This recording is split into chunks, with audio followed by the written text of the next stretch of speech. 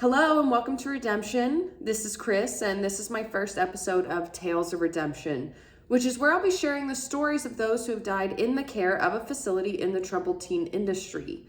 These will also all be filmed live and posted on my YouTube channel, Redemption, so please make sure you go over there, give me some love, and follow to keep up in between full episodes of Redemption.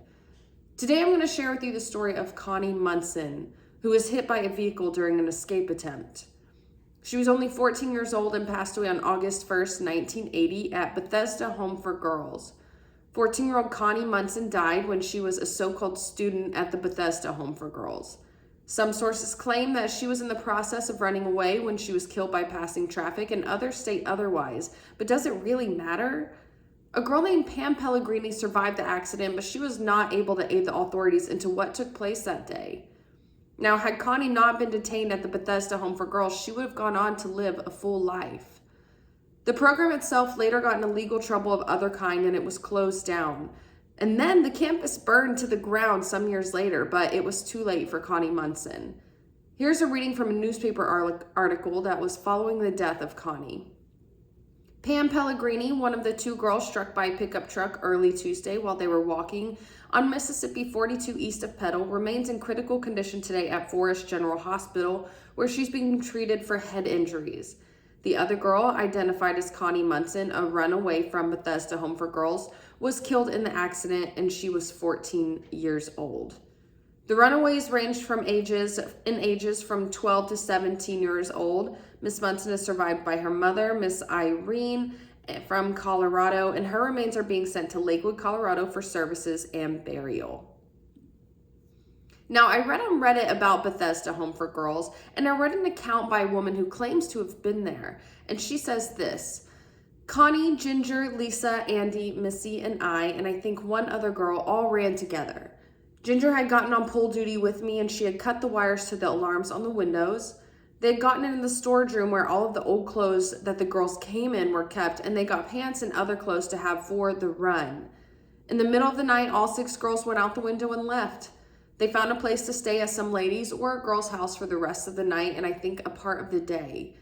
Connie and one other girl, I think they were walking to the store or someplace, and yes, Connie was hit by the truck. She later said, "This is one event that I remember clearly because to this day I have not forgotten it. If I had not let Ginger get to the pool on duty that day and that wire, then that wire would have never been cut. Only by the grace of God and my cowardness, I was not the 7th girl in that group." I also remember Ginger coming up to my room to wake me up to go, and I remember telling her no and falling back asleep. I remember waking up and feeling how cold it was in the room because they had left the window open. I remember waking up feeling I also remember going to tell Anna that they had run away. I remember telling Mr. and Mrs. Will about it and what part I had in it. When they came and told us Connie had been killed, that was on my mind, that it was not severe enough punishment for what I had done. There isn't really that much information on Connie's life prior to being sent to Bethesda, but from my research, this facility was known to house women who were sent to the home because they were rebellious, they were caught drinking or smoking, and many of them were pregnant. The following article was written by Tyler Kincaid at ABC News. The title of this article is Stolen. On a humid evening in August, Nancy Davis Womack paced anxiously on her front deck. Her hands trembled as she stared at the text message from her firstborn daughter, Melanie Spencer, saying that she was minutes away. The two had never met. 43 years ago, Womack was pregnant and living in an orphanage when she was sent to the Bethesda Home for Girls on the outside of Hattiesburg, Mississippi. It was run by Baptist preachers who forced girls to memorize the Bible chapters and scrub carpets by hand. Staff members beat the girls with wooden boards if they broke a rule. Womack said the homeowners controlled every aspect of her life, from how much toilet paper she was allowed to use to what would happen to her baby once the child was born. In the 1970s and 80s, Bethesda forced pregnant girls to give up their newborns for adoption to Christian families who paid a $250 love gift to the home.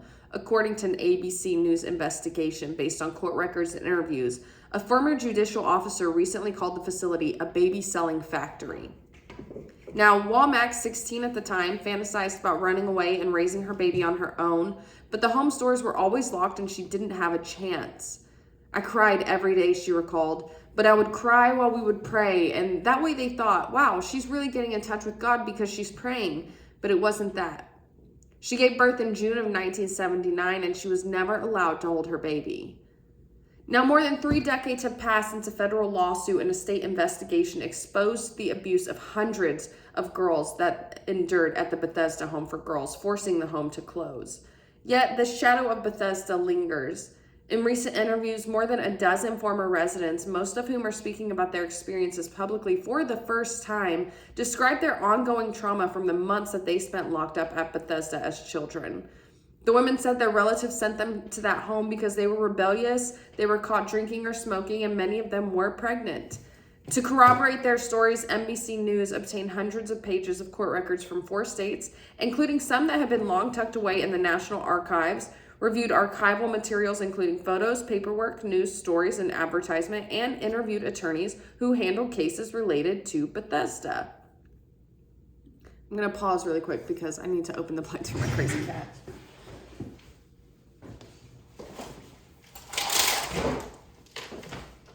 There you go, Panda.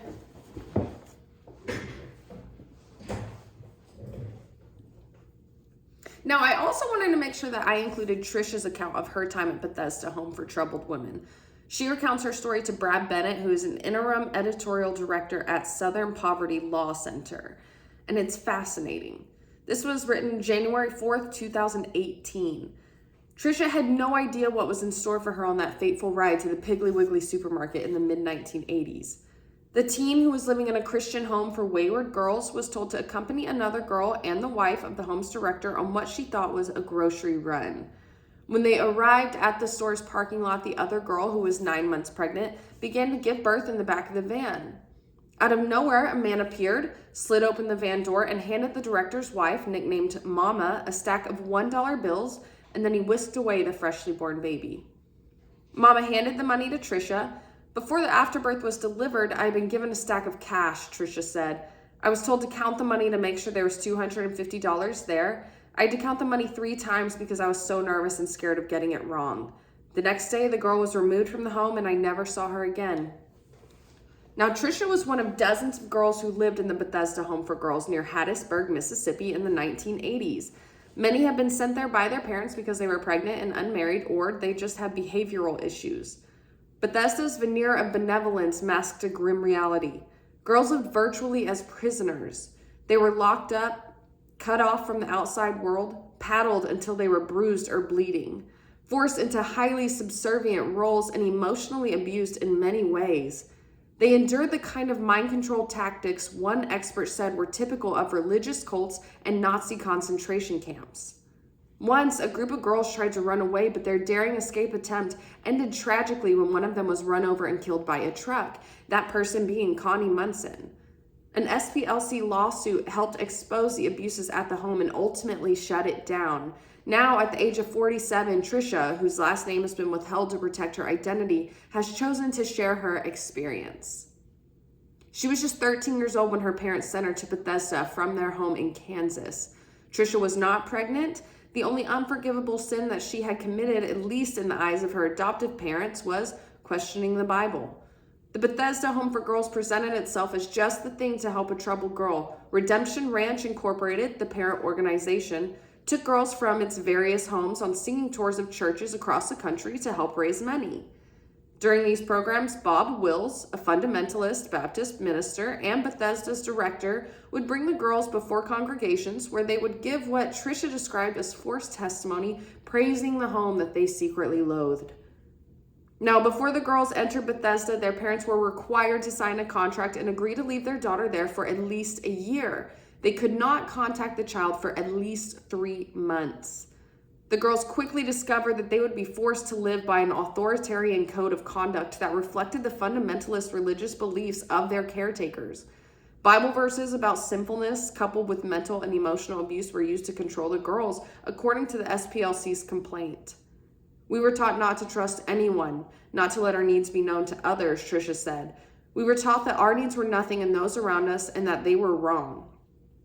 Trisha and the other girls were beaten with large wooden paddles for infractions, such as saying something negative about the home to their parents on the phone or talking to other girls about leaving. Before the paddlings, administrators called the girls names like Dirty Little Rat and Tramp, Trisha said. One girl was paddled 24 times for cutting her wrists. On the paddle, it had a phrase, "This board blistereth and the Lord blesseth," written across it. There was no ability to question the beliefs of the home without receiving physical abuse, Trisha said.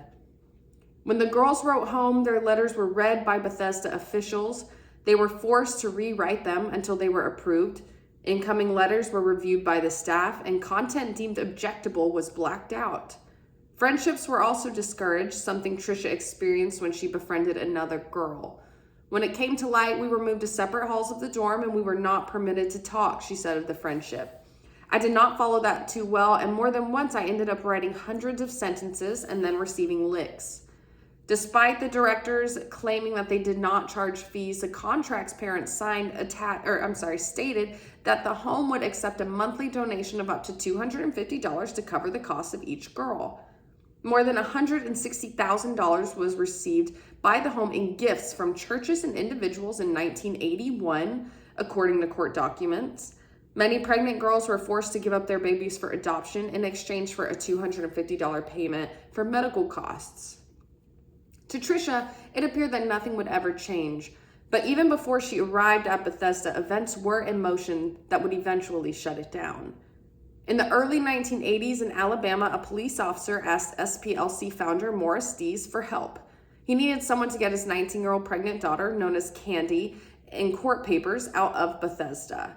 The officer's ex-wife had placed her there at the urging of a radical religious minister, Dees said. Candy desperately wanted out. She had managed to beg her twin sister to get me out of here during a rare moment when a staffer supervising her phone call had left the room. Dees was so alarmed by the horrors of Bethesda that he chartered a small plane to Hattiesburg. We found the small concrete block house and knocked on the door. He said, "We saw girls in old-fashioned dresses listening to religious tapes. I called our client's name and she quickly came. The minister rushed to the door, but we hastily drove her away. On the flight home, she told us harrowing stories of mental and physical abuse the girls experienced." The SPLC filed a federal class action lawsuit in Montgomery in 1982 on behalf of Candy and the other girls who were still at Bethesda. It sought an injunction that would result in state oversight of the home on the grounds that they were violating the civil rights of their residents. The lawsuit prompted a Mississippi judge in 1986 to declare that the home was operating illegally as a detention center and to grant temporary custody of nearly 120 girls to the Mississippi Department of Public Welfare. After the judge's ruling, welfare officials and sheriff's deputies raided the home and removed all of the girls, including Trisha, who were sent to parents and guardians. I've never seen a church that locked up its congregation, censored its mail, and listened in on its phone calls, said Thomas Britton, who was the Mississippi Welfare Commissioner at the time. Life after Bethesda was not easy for Trisha. She had spent 3 years there, and afterwards her parents sent her to another home for 2 more years. She was finally set free when she was 18. I had no idea how to cook a meal for myself, how to even look for a job or fill out an application, she said. I had no idea how to get on a bus, and I had no clue how to be an adult. And with no training, it made life incredibly hard whenever we turned 18. Trisha now lives in Colorado. She has a 22-year-old son, but she still suffers severe psychological problems due to Bethesda, but she does remain positive. Now, from these accounts, it's no surprise that Connie was running away. The treatment in troubled youth facilities is obviously incredibly harsh and unbelievable. In the past 15 years, as many as 86 kids have died in the troubled teen programs. Stay tuned, as once a week I share stories about the facilities in the troubled teen industry that are killing our children. Now, in 2010, the Bethesda House for Troubled Teens burned to the ground under suspicious circumstances. The article reads, "An early morning fire gutted a 3-story dormitory building in Forest County, once used to house troubled girls. The facility, once known as Bethesda Home for Girls, was recently leased by Ezekiel House Ministries, which operates as a transition house on Bowie Street. Organizers were planning on opening the old Bethesda location in January under a new name, Reclamation Ranch.